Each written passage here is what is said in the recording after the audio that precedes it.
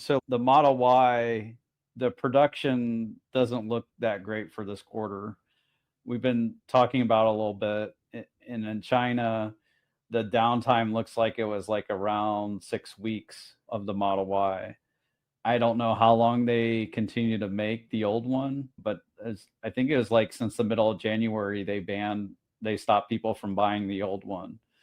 So it seems a little bit concerning. And I think what's disappointing about this news is that Tesla China was a real leader as far as like really fast changeovers, and this doesn't seem to be the case this time.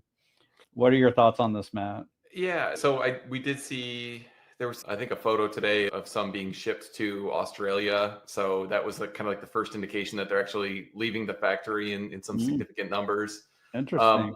But yeah, that's a lot of downtime, and I agree with you. This is something that I don't think is being fully recognized in the short term. We've been talking about it for a couple of weeks now, but it still doesn't seem like it's being grasped in a kind of broad-based way, either by bulls or by the kind of analyst community. Your I was looking at best-selling car, your most profitable car, it's going down for improvements. So like the demand for it will be higher than ever, but it isn't being discussed. It's yeah. likely to be misconstrued a bit. Yeah, and occasionally you and I get branded as putting out only catastrophizing, headline grabbing information, but really we're Yeah. just trying to be nuanced and balanced about this. And I think EPS estimates in particular for Q1 are too high, likely by a factor of two. I think last I checked, they were coming in around like 58 cents or so. I think we're going to be in the low 20s actually. So it's going to be a significant miss. Like, and to your point, like in the grand scheme of things, Tesla investors really shouldn't care too much about this, but it is definitely going to be a whiff. I shouldn't say definitely, but I really strongly think that it's going to be a whiff, both on production and deliveries, and especially on earnings per share for Q1. And to your point, it's going to get misconstrued if there's no kind of managing of this message from Tesla ahead of time, which I suspect there's not going to be. Then it's going to be left up to the media and the financial news to essentially parrot what's going on here. And it's going to be like, oh, Elon's getting too involved in politics and Yeah. he got another girl Boycott. pregnant and he's distracted and people are boycotting. Like there was this Tesla boycott in Canada over the weekend. I don't know if you saw any of those images. And actually Simon Hale, another Rebellionaire creator, a great manager out of Canada, somebody wrote Elon sucks, or F Elon, I think it was, on his Cybertruck, just like in the snow. So there's a lot of like negative sentiment in pockets of the community or of the various communities. And so if you kind of couple these little anecdotal stories like that with a massive miss on deliveries, let's just say, if we ignore production, then yeah, like these stories will write themselves and the media will get clicks and it'll get misunderstood. Yeah, and we've had some clients who were not like all in rebellionaires with respect to Tesla who have ordered us to sell Tesla shares, and I'm wondering after this news if that'll be the case for more clients. Now we do try and put up a fight to the extent we can because we don't think it's necessarily the best move long term, but it's pretty extreme some of the things we heard. Like today, I heard that a client didn't want to see TSLA in his portfolio, and that I can't think of a worse human being than that miserable person, referring to he who shall not be named, Elon Musk. Yes, it'd be a shame if Elon solved autonomy and helped save lives through like really safe vehicles and all this stuff. Yeah, there are some points where the actual truth of the matter isn't necessarily relevant. Yeah. We've had a lot of conversations with reasonable people who don't like Elon's actions, but they say, okay, I understand like how I feel about the guy might not be the best indicator of whether this is a good investment or not. And so they've been trusting our judgment, or at least asking questions, probing questions, which they absolutely should be doing. But there are some people who it's so triggering the things that he's doing that it's like all dissenting opinions get drowned out. And I just can't hear anything that would talk about Elon in a slightly positive tone. And that's pretty hard to see because you can just tell a bad decision is being made. We had something similar where a client ordered us to sell because we're being too risky when Tesla was sub 200. And I think that client ended up leaving us. It's just that there's situations like that are like you can't do anything and except come back 6 months later and be like, hey, by the way, that was an emotional mistake that you made. And a lot of times when people order us to sell, they fully make the decision before they talk to us. And, granted, they shouldn't have us as their advisor and make decisions without us, but it can happen from time to time. So sometimes what we do is we let people have their protests, but then we try to come back to them later.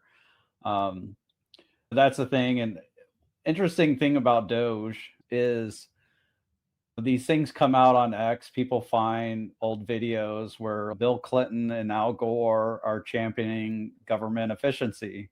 This was a big initiative for Al Gore, apparently. I had totally forgot about this. Oh, really? I actually remember the balanced budget in Clinton days, and then G.W. Bush just nuked it all. It was such a waste. And apparently Obama had some government efficiency stuff as well.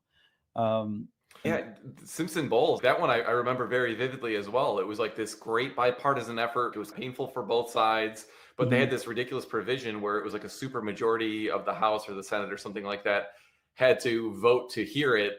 Otherwise, it wouldn't even be brought forth or something like that. And so it ended up being this totally without teeth recommendation that went nowhere. And it was just like, I remember watching that and just like wanting to pull my hair out. So I'm like, no, like you guys went through all this hard work. The conservatives are upset. The liberals are upset. That's probably you're in a good spot if that's how everyone is feeling. Push it forward and let's do what's right for the sake of the company. But instead, I think the modern monetary theory folks had the day, and unchecked government spending was the plan for the next 10 years. And I don't want to be too political too long, but people I think are being programmed into thinking like Elon Musk is bad, and like he was an owner of PayPal, so like he had access to people's information before. So there's just a lot of little inconsistencies like that, like the whole Cybertruck contract that Tesla won. They were the sole bidder for it. They $400 million for a bunch of armored Cybertrucks for the military. And this was something that was actually awarded to Tesla under Biden. But Rachel Maddow came out and said that this was a Trump cronyism and that Musk awarded it to himself or something like that. But this was done under Biden. Yeah, there's been a lot of that. I think one of my favorite or at least favorite, depending on your level of enthusiasm for just insanity, was Musk posted that chart, that table of all the different age brackets that were receiving Social Security benefits. And there were like literally 3 million within each bracket of 110 to 120 and 120 to 130 or something like that. So when you add them all up, there was 15 million between 100 and 149 years old in the system that hadn't been marked as dead in the Social Security system. Now, that doesn't mean they're all receiving benefits, but it's like crazy that they haven't even been marked as dead in the system. Yeah, and so he publishes this publicly. Meanwhile, he's being criticized for a lack of transparency. And then I saw some random person I'd never seen before showed up in my feed, and he's, look at the way that he's analyzing this without fully understanding the data. Elon Musk just clearly doesn't know what he's doing if this is his summary. And I was like, this is just obviously not right. Like, you could look at this table, even if you don't know very much at all, and just say, this is very clearly not right. And so just, I don't know, there's all these armchair experts coming out and criticizing, and it certainly is being politicized. I think it probably is having a slightly negative impact on the stock. We've seen some people canceling orders, and I saw some weird like TikTok of Sheryl Crow selling her Model S or something like that and donating the money to NPR. So you're going to get little bits of that. There's so much noise right now, and at the same time, what really matters is autonomy. And we're like 3-4 months away from like a massive breakthrough on autonomy, which is, getting back to the original topic, why I got the Model X. And I'm just so excited to see where this goes. But there is so much drama and so little talk about the actual fundamentals right now.